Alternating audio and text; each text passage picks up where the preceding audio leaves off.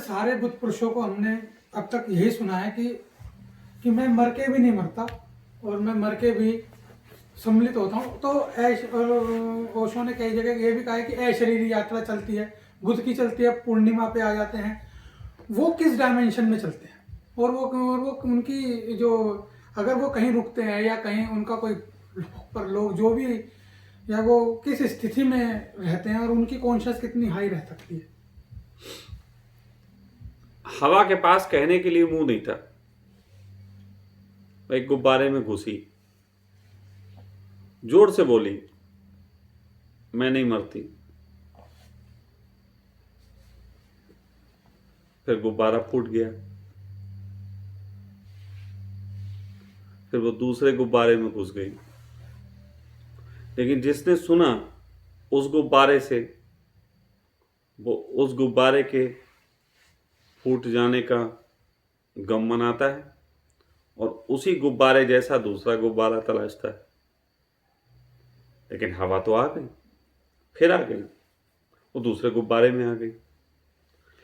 जब कोई बुद्ध पुरुष ऐसी बात कहता है कि मैं फिर आता हूं, तो मैंने कई बार कहा है कि बुद्धत्व का अर्थ है, एक 5 तत्व हैं आपकी बॉडी में, एक 6th एलिमेंट है, छठा तत्व। छठा तत्व बुद्धत्व है। छठा तत्व लोगों ने कॉन्शियस को भी बोला, और मैं ये भी कहता हूं कि जब तक छठा तत्व नहीं है तुम्हारे अंदर, कॉन्शियस नहीं। और बुद्ध तत्व कुछ और नहीं, कॉन्शियस ही है। बुद्ध तत्व जब किसी में आता है और जब वो बोलता है कि मैं दोबारा आता हूं, तो इस भूल में मत पड़ना कि वो शरीर कह रहा दोबारा आता है। शरीर डायमेंशंस की बातें करने लगता है। अब जैसे थोड़ी देर के लिए बुद्ध के अंदर बड़ी करुणा थी, क्योंकि बुद्ध की यह चाहत थी, जब तक एक भी व्यक्ति बाकी है तब तक मैं मरना नहीं चाहता,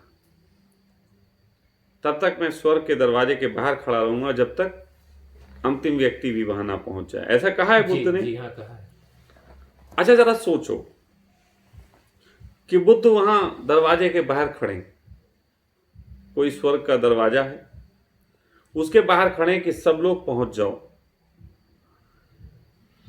क्या वहां पे शरीर खड़ा होगा बुद्ध का, या वो भाव खड़ा होगा, वो चेतना खड़ी होगी जो बुद्ध तत्व है? वो खड़ी होगी तो निश्चित ही वो वहां अगर खड़ी है तो फिर यहां लेने कैसे आ सकती? सच बात तो यह है कि जिसको स्वर्ग कहा जाता है, वो स्वर्ग तभी उपलब्ध होता है जब पदार्थ से पूरी तरीके से छुटकारा हो जाए। आज उससे एक आगे कदम की बात सुन लो। जब कुछ नहीं था तो वो था, और जब कुछ नहीं होगा तो क्या तब वो होगा?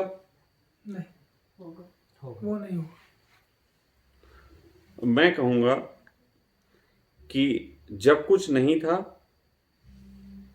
तो वो था, फिर उसके बाद चाह से पूरा जन्मा है। ये कई बार बोल चुका हूं। जब कोई भी पदार्थ नहीं बचेगा तो सब जिस होल में समा जाएंगे वो स्वर्ग है।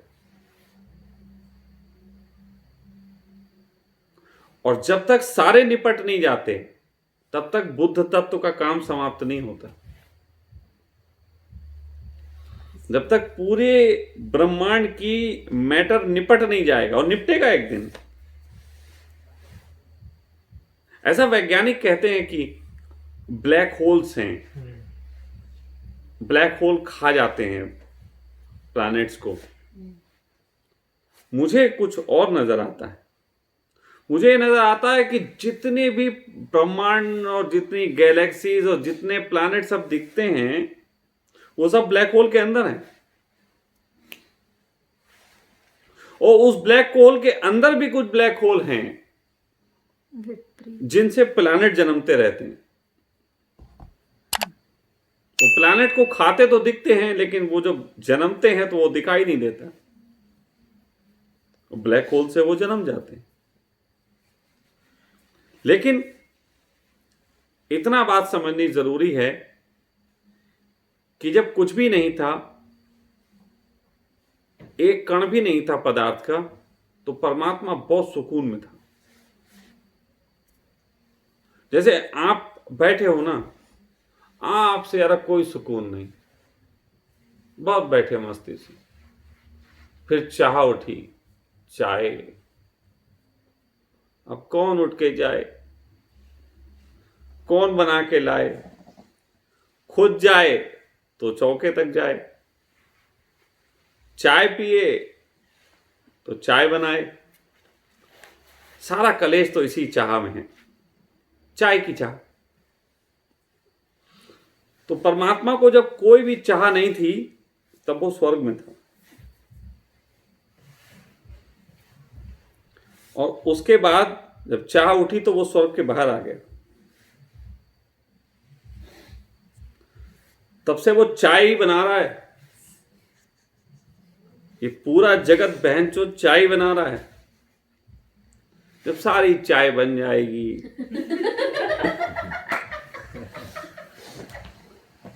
तो चाय लेके, चाय पीने के बाद फिर जो बैठेगा कप अब धो के,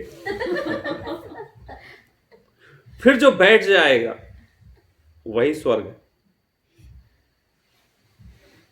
तो बुद्ध सही कह रहे हैं, जब तक अंतिम प्रवेश नहीं करता तब तक मैं वहां खड़ा रहूंगा।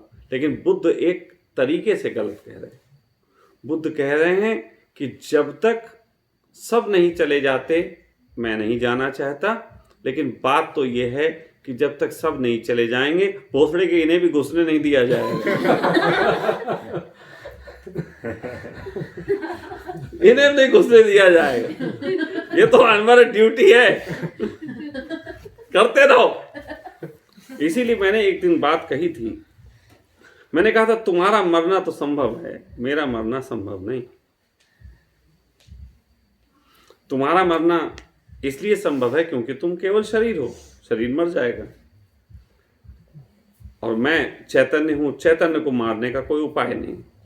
चैतन्य तो कभी इस गुब्बारे में घुस जाएगा, कभी उस गुब्बारे में घुस जाएगा, लेकिन चैतन्य अपने काम पे डटा रहेगा। क्योंकि स्वर्ग में प्रवेश चैतन्य को भी तभी मिलेगा जब सारा काम निपट जाएगा। जब बर्तन वर्तन धुल के चाय पी के सब बिल्कुल नीचू हो जाओगे, फिर बैठेगा। अब हमारी चाय बन के आने में 5-10 मिनट लग जाते हैं, परमात्मा की चाय बनी रही है। हम सब की चाय उसी की चाय में शामिल है। हम सब की चाय उसी की चाय में शामिल है। और हम सबको चाय इसलिए पीनी है कि सुकून में बैठ जाएं। और जब हम सब अपनी चाय पी के सुकून में बैठ जाते हैं, तब वो हमसे कहता है सुकून के लम्हों में कि हमारी चाय भी बननी है।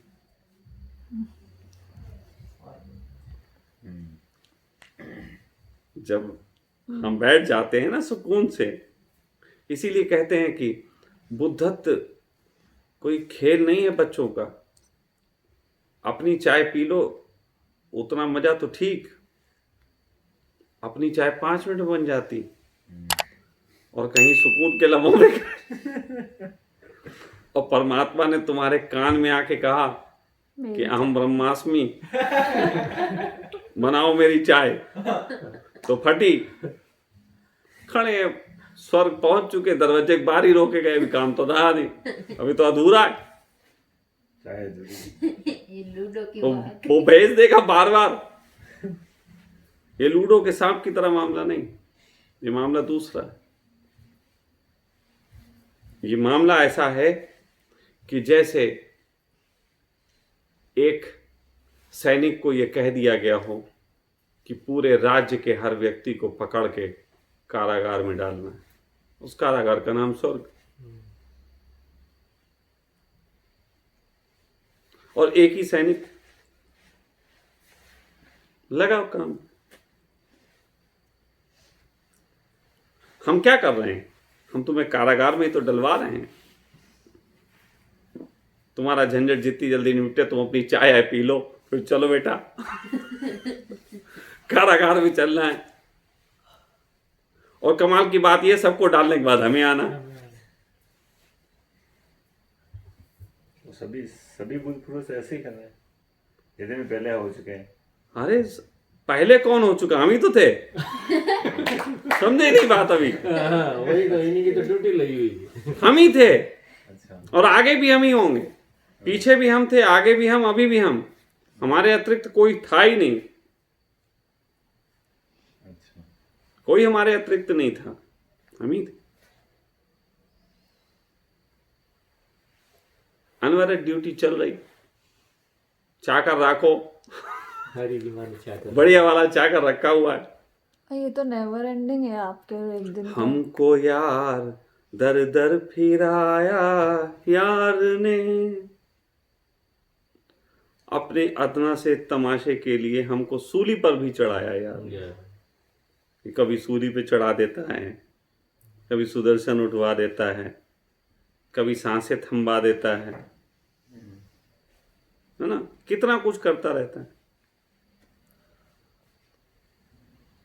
और तो ये जो है ना, ये जो था, जो है और रहेगा, ये भूल के भी इसे शरीर मत मान लेना। ये इस समय है शरीर में, थोड़ी देर के लिए, थोड़ी देर के लिए। चाय की पत्ती है, फिर एक ही जब टाइम पे बन दो- जाएगी तो चाय का रंग, फिर वो खोजड़ अलग, पत्ती फैल जाएगी। एक ही समय पे दो बुद्ध पुरुष होते हैं, वो कैसे होते वो भी ऐसे ही होते हैं। एक हवा, एक थोड़ी ना है। बताओ जितने गुब्बारों में घुस जाए, हैं? हाँ, ठीक है।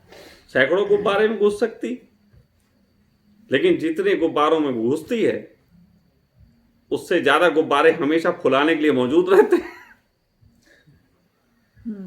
तो गुब्बारे दो प्रकार के, एक जिसके अंदर हवा, एक जिसके अंदर नहीं हवा। क्या कभी ऐसा हो पाएगा कि सारे गुब्बारे फूल जाएं और अब कोई फुलाने योग्य ना बचे? ऐसी संभावना है। ऐसी संभावना बुद्ध बन के समझ लेना कि नहीं। हाँ, प्रयास है।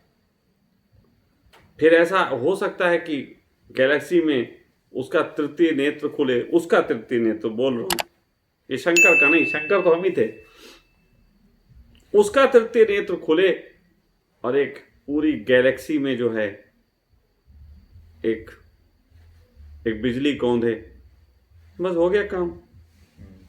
बस इतना समझ लो कि वो जो है ना, उसकी चाय पीने की इच्छा कोई पूर्ति नहीं कर सकता, उसकी वो खुद मिटाएगा। हाँ, अभी उसको उतना क्रोध नहीं आया। जैसे कई बार मैं कह देता हूं आप लोगों से, चाय बना लो, एक चाय बैठे, आई नहीं। कभी क्रोध आता, भैंसो नहीं पीनी चाय। अब समझ लो यार, ये समझ लो कि उसको अभी क्रोध नहीं आया। अगर क्रोध आ गया तो उस दिन वो खुद ही चाय की इच्छा ही खत्म कर देगा, क्योंकि उसकी इच्छा खत्म करना, उसी के बस क्योंकि तुम उसी की इच्छा के पैदाइश हो। उसकी इच्छा वही खत्म करेगा। इसीलिए वही जिसको चाहता थोड़ी देर के लिए, उससे अपनी बात भी कहलवा लेता कि चलो यार, हमने भेजा था चाय के लिए, देखो उनको बताओ हमने अपनी चाय के लिए भेजा था, वो अपनी बनाने लगे। हमने भेजा था मेरे लिए लाना, वो अपनी बनाने लगे। कोई पराठा बना रहा है। बात समझो मैं क्या कह रहा हूं। हाँ, इतना खोल के ऐसे शब्दों में रख रहा हूं, सरलता से समझ लो। और अगर ये समझ में आ जाए, एक भी बात अगर सही से पल्ले पड़ जाए, तो तुम भी उसकी चाय बनो, मजे लो। मजे लो। मिलके बनाते हैं ना, देखो बैठी हुई, मिलके बनाते हैं, चाय बनाएंगे। चलो, हाँ बोलो। एक स्थिति के बाद पीछे लौटते एक स्थिति के बाद रुक जाते हैं, उसके बाद बस रुक गया। अब उस स्थिति का पीछे होते किक।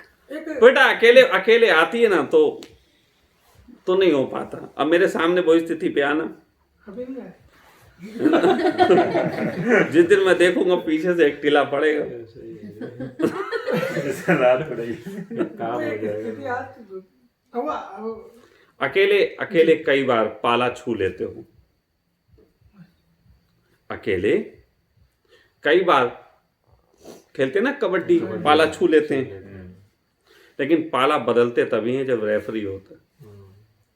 समझ गए, रेफरी की जरूरत है। रेफरी की जरूरत है। समझ गए। चलो आज इतना ही। मजा आ गया। गजब की सत्संग हुई यार। तो गजब के प्रश्न होंगे तभी तो गजब का सत्संग होगा। तुम वही प्रश्न करने लगो, कुंडली जागरण का हमारा भी मूड करा, तुम्हारा भी मूड करा।